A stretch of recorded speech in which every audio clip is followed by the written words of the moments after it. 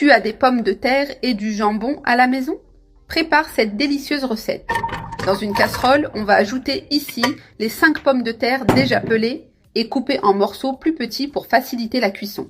Ajoute de l'eau pour bien couvrir les pommes de terre, car je vais préparer une recette avec ces pommes de terre, qui va te mettre l'eau à la bouche rien qu'en y pensant. Tellement c'est savoureux, alors profites-en et cours préparer la tienne. Maintenant, j'allume le feu et je laisse cuire les pommes de terre. Les pommes de terre sont déjà cuites. Maintenant, je vais égoutter toute l'eau. Ensuite, je mets les pommes de terre dans un grand bol. Maintenant, j'écrase bien les pommes de terre, car elles doivent être bien écrasées, pour que la recette ait la texture idéale.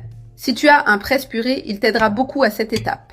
Et si tu aimes les recettes pratiques et rapides, tu es au bon endroit, car cette recette est très rapide et facile à préparer. J'ai déjà tout bien écrasé ici. Les pommes de terre, maintenant je retire l'excédent, qui est resté dans le presse-purée. Et maintenant, on va ajouter ici, regarde, 2 œufs. Je vais aussi utiliser un petit oignon haché. Ajoute du persil et de la coriandre à ton goût. Ajoute une cuillère à café de sel. Maintenant, on ajoute 300 g de jambon bien haché et aussi 300 g de fromage râpé, qui va fondre et donner encore plus de goût. Mélange bien le tout, jusqu'à ce que tous les ingrédients soient bien intégrés. Regarde comme le mélange est déjà joli, bien coloré et avec un aspect délicieux. Le persil donne une touche visuelle très attrayante. Et le jambon apporte aussi une saveur spéciale. C'est très joli et appétissant.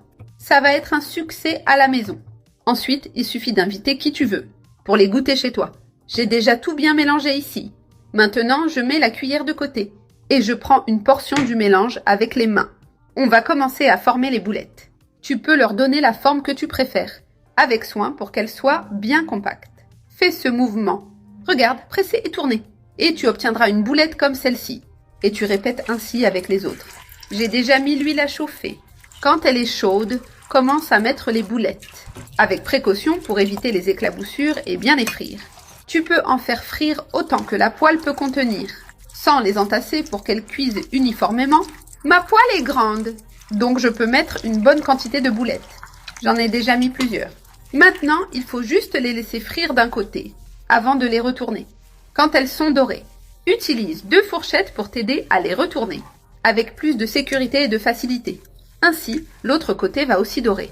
Cela garantit qu'elles soient croustillantes et bien cuites. Les bords deviennent croquants. Regarde comme elles sont jolies. Il ne reste plus qu'à les faire dorer de l'autre côté. Elles sont déjà frites et bien dorées. Il est temps de les retirer. Égoutter l'excès d'huile et les placer sur du papier absorbant. Mes délicieuses boulettes sont déjà prêtes et elles sont bien croustillantes à l'extérieur.